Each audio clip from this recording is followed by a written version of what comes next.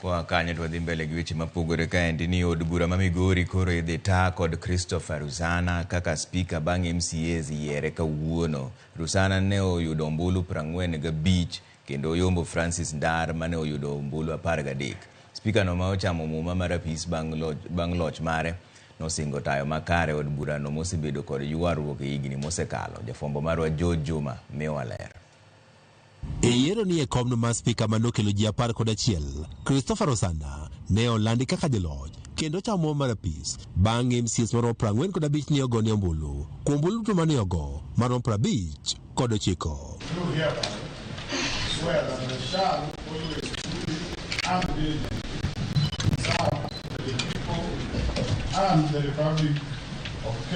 Thuolo mar ariyo ne okaw kod Francis Ndar manoyudo ombulu 13. Kalan Chacha Mangera ne obiro thuolo mar 3 kod ombulu 1. Jochung' mamoko ma odong' 8 ne owuok kod lwetgi nono.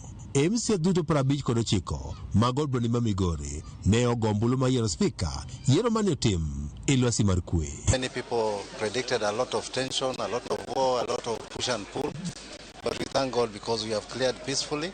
And we've had Christopher Rusana elected as the Speaker of Migori County Assembly. E kinde twak mare bang' kapis kaka spika, Rusana ne owacho ni oikore mar tiyo machiegni kod MCAs duto mondo okel lokruok madwarore e od burano. Adwa singo negi e mbele uka ne kichune mugolo duondwa oko ne jopiny ne adhi tiyo gi members ma Migori County Assembly machal te maonge yiero maonge bagwa ng'ato mondo dongruok obedie Migori County.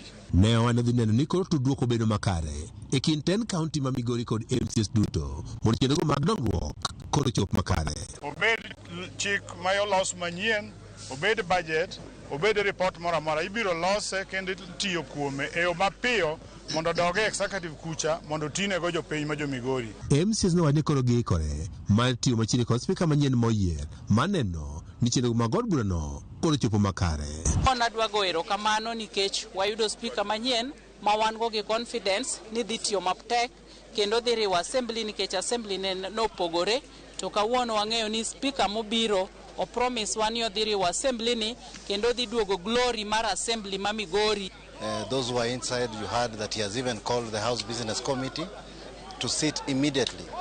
It's only the House Business Committee that slots business. So once it has sat, we are going into the second and third gear to ensure that all the other services that are required by the Migori County people are delivered on time. We are in the month of budget making and we have a deadline of 30th of June, so we have a lot in our entry. Rusana obedo spika mar 4 mod bani ma Migori koro bedo godo nyaka ne chakre higa 2013.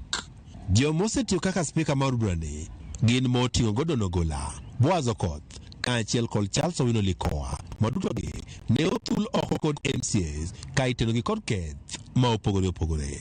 MCAs osebedo ka ywak ne spika ma gisebedo ka giyiere kinde mokalo. Ok osebedo ka chopo dwachgi kaka owinjore kendo ok ta od burani e yono makare. Ka sani oganda koro keto wengegi mar ng'iyo ni to bende spika manyien ni dhi chopo dwachgi. George Juma, Ramogi TV, Migori.